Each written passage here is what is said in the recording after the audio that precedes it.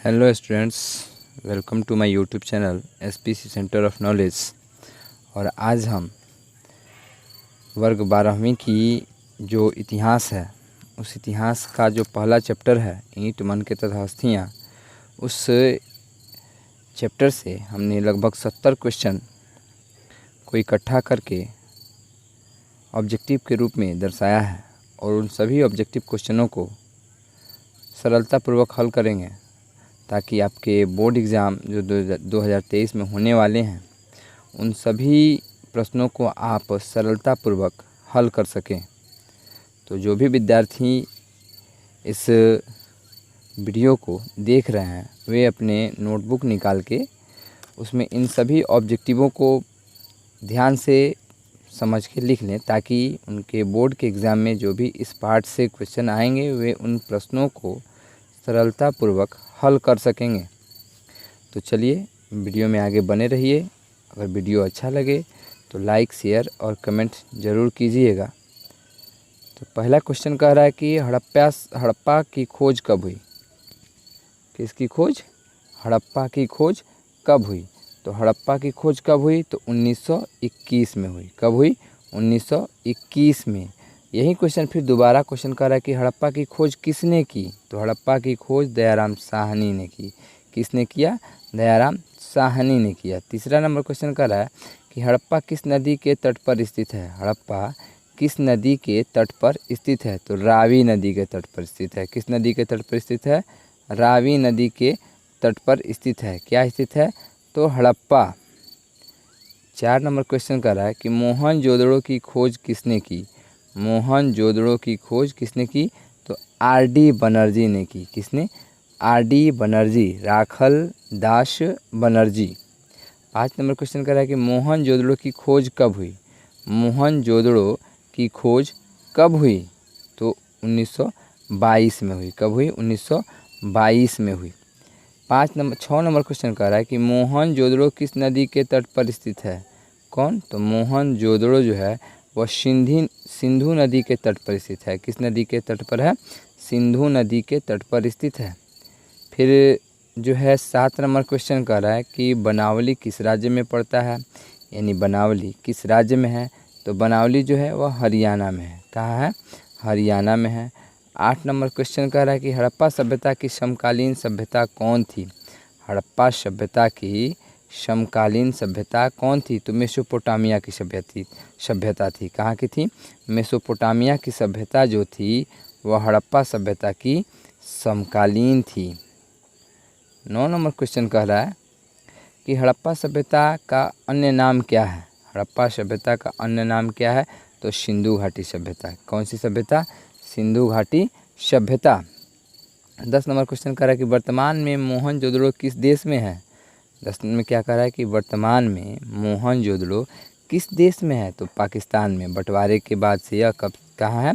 पाकिस्तान में। 11 number question कह रहा है कि कांस्य की नर्तकी की मूर्ति कहाँ से मिली थी। किसकी? कांस्य की नर्तकी की मूर्ति कहाँ से मिली थी? तो मोहनजोदड़ो से मिली थी। कहाँ से मिली थी? मोहनजोदड़ो से मिली थी। 12 नंबर क्वेश्चन कह रहा है कि कौन सा भवन हड़प्पा सभ्यता से संबंधित नहीं है। देखिएगा इसमें 3 ऐसे क्वेश्चन हैं जो हड़प्पा सभ्यता से संबंधित है और एक जो है वह हड़प्पा सभ्यता से संबंधित नहीं है। तो वहीं पूछ रहा है कि कौन सा भवन हड़प्पा सभ्यता से संबंधित नहीं है। तो इसमें होगा क्या? पिरामिड। क्या? पिरामिड, क्योंकि स्नानागार, विशाल गोदाम, अन्नगार तो तीनों हड़प्पा सभ्यता से ही संबंधित हैं। तो इसमें डायरेक्टली आंसर क्या होगा? पिरामिड। 13 नंबर क्वेश्चन कर रहा है कि हड़प्पा सभ्यता की सबसे अधिक मोहरे कहाँ से मिले। हड़प्पा सभ्यता की सबसे अधिक मोहरे कहाँ से मिले। हड़प्पा से मिले, मोहनजोदड़ो से मिले, कालीबंगन से मिले या बनावली से मिले। कहाँ से मिले? तो मोहनजोदड़ो से मिले। कहाँ से मिले? मोहनजोदड़ो से। सबसे अधिक क्या मिला? सिक्के यानी मोहर कहाँ से मिले? तो मोहनजोदड़ो से मिले। तो 13 को क्वेश्चन इधर था। अब 14 नंबर क्वेश्चन पे हम लोग चल रहे हैं। तो 14 नंबर क्वेश्चन क्या कह रहा है कि हड़प्पा सभ्यता के लोग किस धातु से परिचित नहीं थे। हड़प्पा सभ्यता के लोग किस धातु से परिचित नहीं थे? तो लोहा से परिचित नहीं थे। 15 नंबर क्वेश्चन कह रहा है कि हड़प्पा सभ्यता के लोग को किस पशु से अनभिज्ञ थे? हड़प्पा सभ्यता के लोग जो थे वह किस पशु से अनभिज्ञ थे? तो घोड़ा से अनभिज्ञ थे। किससे? तो घोड़ा से अनभिज्ञ थे। 16 नंबर क्वेश्चन कह रहा है कि हड़प्पा सभ्यता में जोते हुए खेत के निशान कहाँ से मिले? हड़प्पा सभ्यता में जोते हुए खेत के मकान कहाँ से मिले? तो कालीबंगन से मिले। कहाँ से मिले? कालीबंगन से मिले। क्या? तो हड़प्पा सभ्यता में जोते हुए खेतों के साक्ष्य कहाँ से मिले? कालीबंगन से मिले। अब 16 नंबर क्वेश्चन जो 17 नंबर क्वेश्चन कर रहा है कि सुतुई हड़प्पा स्थल किस देश में है? सुतुई हड़प्पा सभ्यता या हड़प्पा स्थल किस देश में है? तो किस देश में है? अफ़गानिस्तान में है। किस देश में? सुतुई किस देश में है? तो अफ़गानिस्तान में है। 18 नंबर क्वेश्चन कह रहा है कि हड़प्पा सभ्यता में मनकों में छेद करने के अवशेष के उपकरण कहाँ से मिले थे? क्या कह रहा है कि हड़प्पा सभ्यता में जो मनके बने होते थे उसमें छेद करने के विशेष उपकरण यानी औजार कहाँ से मिले थे? तो यह मिले थे चन्हुओदड़ों से। किससे? चन्हुओदड़ों से। 19 नंबर क्वेश्चन कह रहा है कि हड़प्पा वासियों के तांबे का स्रोत क्या था? 19 नंबर क्वेश्चन क्या कह रहा है कि हड़प्पा वासियों के तांबे के स्रोत क्या था? तो खेतड़ी नामक राजस्थान। कहाँ से? राजस्थान से। और राजस्थान में कौन सा जगह? खेतड़ी। 20 नंबर क्वेश्चन कह रहा है कि सिंधु घाटी सभ्यता के अवशेष नहीं मिले। 20 नंबर क्वेश्चन क्या कर रहा है कि सिंधु घाटी सभ्यता के अवशेष नहीं मिले। तो कहाँ से नहीं मिले? तो मध्य प्रदेश से नहीं मिले। कहाँ से नहीं मिले? मध्य प्रदेश से। तो अभी तक छात्र हम 20 क्वेश्चन को आसानी से हल कर चुके हैं। अब हम लोग 21 नंबर क्वेश्चन को देखते हैं और छात्र लोग से भी यह अनुरोध है कि इन सभी ऑब्जेक्टिवों को बड़ी ही सरलता से समझने का प्रयास करें और अगर हो सके तो अपने नोटबुक में इन सभी ऑब्जेक्टिवों को इकट्ठा करें ताकि 2023 के बोर्ड एग्ज़ाम में वे उन सभी क्वेश्चनों को सरलतापूर्वक हल कर सकें। 21 नंबर क्वेश्चन हम देखते हैं। हड़प्पा सभ्यता के लोगों की लिपि थी यानी कौन सी लिपि थी? यानी वे लोग कौन सी लिपि में लिखते थे? तो खरोष्ठी थी कि ब्राह्मणी थी कि चित्रमयी थी कि पाली थी? तो चित्रमयी थी। क्या थी? चित्रमयी थी। क्या थी? चित्रमयी। 22 नंबर क्वेश्चन कर रहा है हड़प्पा लिपि लिखी जाती थी कैसे? यानी दाएं से बाएं, बाएं से दाएं, ऊपर से नीचे कि नीचे से ऊपर? तो दाएं से बाएं लिखी जाती थी। किससे? दाएं से बाएं। 23 नंबर क्वेश्चन क्या कह रहा है कि हड़प्पा सभ्यता में पूजा नहीं होती थी। किसकी पूजा नहीं होती थी? तो इंद्र की पूजा नहीं होती थी। किसकी पूजा? इंद्र की। प्रकृति की तो होती थी, मातृदेवी की होती थी, शिव की भी होती थी। 24 नंबर क्वेश्चन जो है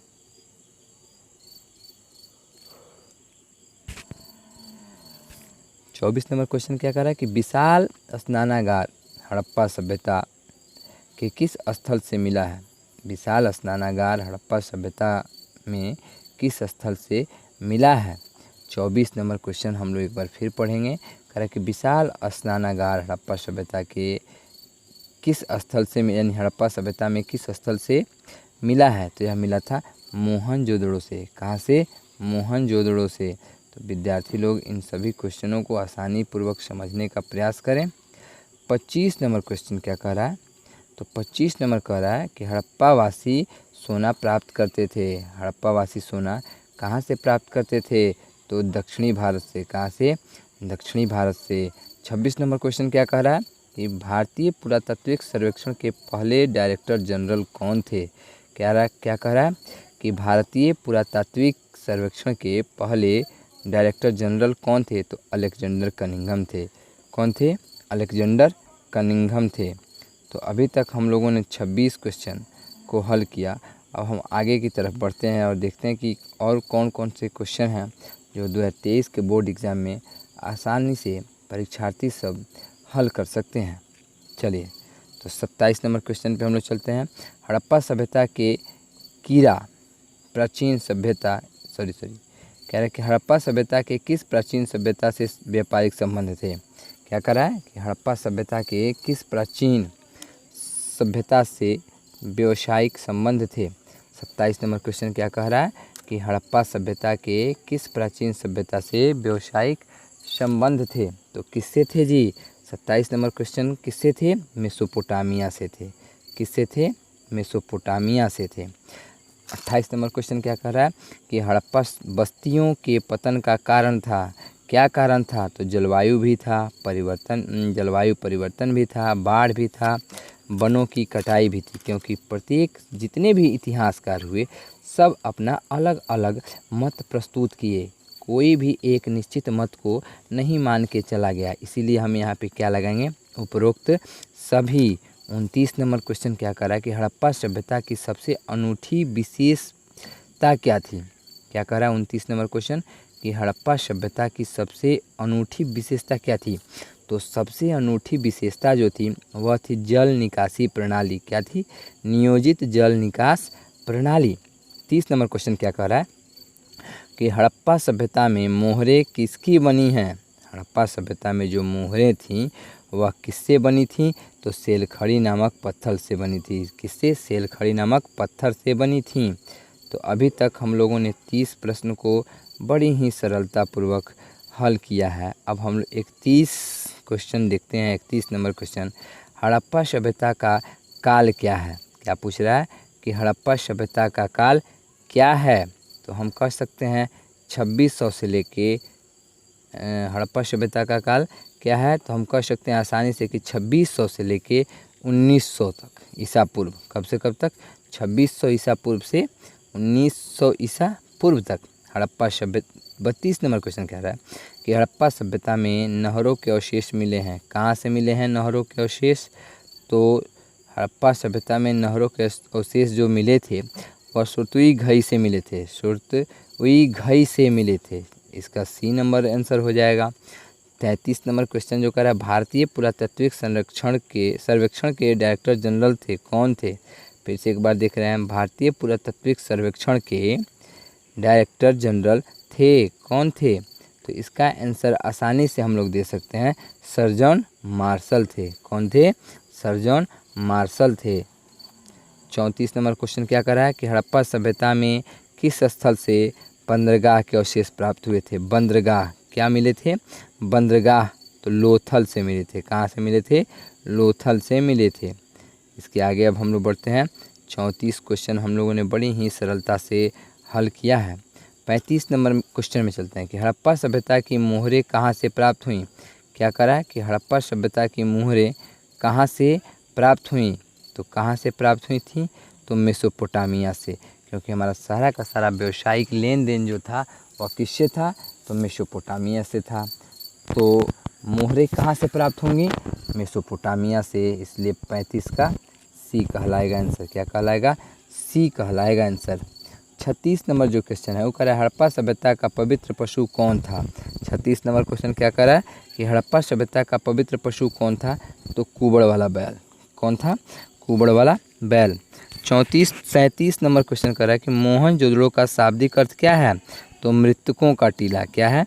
मृतकों का टीला। हड़प्पा 38 नंबर क्वेश्चन कर रहा है कि हड़प्पा सभ्यता किस प्रकार की सभ्यता है। हड़प्पा सभ्यता जो थी वह किस प्रकार की सभ्यता है। तो नगरीय सभ्यता थी। किस प्रकार की सभ्यता थी? नगरीय सभ्यता थी। तो अभी हम लोगों ने 38 क्वेश्चन आसानी से हल किया। अब 39 नंबर जो क्वेश्चन है 39, उस क्वेश्चन को हम लोग आसानी से देखते हैं और फिर उसको हल करते हैं। हड़प्पा सभ्यता के लोगों का मुख्य व्यवसाय क्या था। क्या पूछ रहा है कि हड़प्पा सभ्यता के लोगों का मुख्य व्यवसाय क्या था। तो कृषि था। क्या था? कृषि था। अब हम लोग 40 नंबर क्वेश्चन पे चल रहे हैं, क्योंकि हम लोगों ने 39 को क्वेश्चन तो आसानी से हल कर लिया है। 40 नंबर क्वेश्चन क्या कर रहा है कि हड़प्पा सभ्यता कौन से युग की सभ्यता थी। तो कांस्ययुगीन सभ्यता थी। कौन सी युग की थी? तो कांस्ययुगीन सभ्यता थी। 41 नंबर क्वेश्चन कर रहा है कि हड़प्पा सभ्यता में घोड़े के अवशेष कहाँ से प्राप्त हुए हैं। हड़प्पा सभ्यता में घोड़े के अवशेष कहाँ से प्राप्त हुए हैं। तो रातूकोट्टा कहाँ से प्राप्त हुए हैं? या सुत्तुकोट्टा से प्राप्त हुए हैं। किससे प्राप्त हुए हैं? सुत्तकोटा। कैसे प्राप्त हुए हैं? सुत्तकोटा से प्राप्त हुए हैं। 42 नंबर क्वेश्चन क्या कर रहा है कि हड़प्पा सभ्यता में जलाशय कहाँ से मिला है। हड़प्पा सभ्यता में जलाशय जो है कहाँ से मिला है, तो धौलावीरा से मिला है। कहाँ से मिला है, धौलावीरा से मिला है।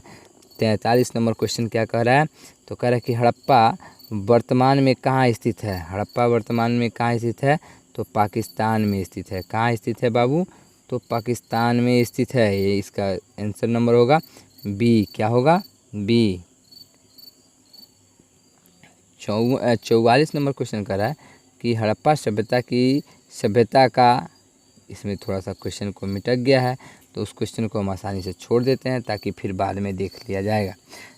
45 नंबर क्वेश्चन कर रहा है कि निम्न में से कौन सा हड़प्पा स्थल हरियाणा में नहीं है। 45 में क्या कर रहा है कि निम्न में से कौन सा स्थल हरियाणा में नहीं है, तो कालीबंगन नहीं है। कौन सा नहीं है, कालीबंगन नहीं है। 45 क्वेश्चन को हमने बड़ी ही सरलता से सॉल्व किया है। 46 नंबर क्वेश्चन क्या कह रहा है कि हड़प्पा सभ्यता के लोगों का मुख्य भोजन क्या था। हड़प्पा सभ्यता के लोगों का मुख्य भोजन क्या था, तो गेहूं और जौ था। क्या था, गेहूं और जौ। कहाँ के लोगों का मुख्य भोजन, तो हड़प्पा सभ्यता के लोगों का मुख्य भोजन गेहूं और जौ था। 47 नंबर क्वेश्चन को हम लोग देखते हैं। तो 47 नंबर क्वेश्चन में क्या कह रहा है कि मातृ देवी की पूजा किस सभ्यता में होती थी। तो मातृ देवी थी उनकी पूजा जो थी वह किस सभ्यता में होती थी, तो मेसोपोटामिया किस में होती थी, तो सिंधु घाटी सभ्यता में होती थी। किस में होती थी, सिंधु घाटी सभ्यता में होती थी। अब 48 नंबर क्वेश्चन कर रहा है कि पहली बार कपास उपजाने का श्रेय किस सभ्यता को दिया जाएगा। क्या 48 नंबर क्वेश्चन कर रहा है कि पहली बार जो कपास है, क्या कह रहा है कि पहली बार कपास उपजाने का श्रेय किस देश सभ्यता को दिया जाएगा। 48 नंबर क्वेश्चन में आंसर होगा सिंधु घाटी सभ्यता। क्या होगा, सिंधु घाटी सभ्यता में। 39 नंबर क्वेश्चन क्या कह रहा है, इसको भी हम लोग देख लेते हैं कि 39 नंबर क्वेश्चन क्या कह रहा है। चलिए एक बार फिर से हम लोग देखते हैं इसको। 39 नंबर क्वेश्चन कह रहा है कि सिंधु घाटी सभ्यता के लोग किस शस्त्र का प्रयोग नहीं जानते थे। सिंधु घाटी सभ्यता के लोग किस शस्त्र का प्रयोग नहीं जानते थे, तो तलवार का प्रयोग नहीं जानते थे। 50 नंबर क्या कह रहा है कि the story of Indian archaeology के लेखक कौन है। 50 नंबर क्वेश्चन कर रहा है कि the story of Indian archaeology के लेखक कौन है। 50 नंबर क्वेश्चन में हम लोग देखेंगे कि यह होगा SN राव। कौन होगा, SN राव। तो अभी हम लोगों ने महज 50 क्वेश्चन को आसानी से हल किया है। तो विद्यार्थियों को अगर यह वीडियो अच्छा लगा हो तो लाइक कीजिएगा, कमेंट कीजिएगा और अपने सभी दोस्तों के पास शेयर कीजिएगा ताकि उन सभी के पास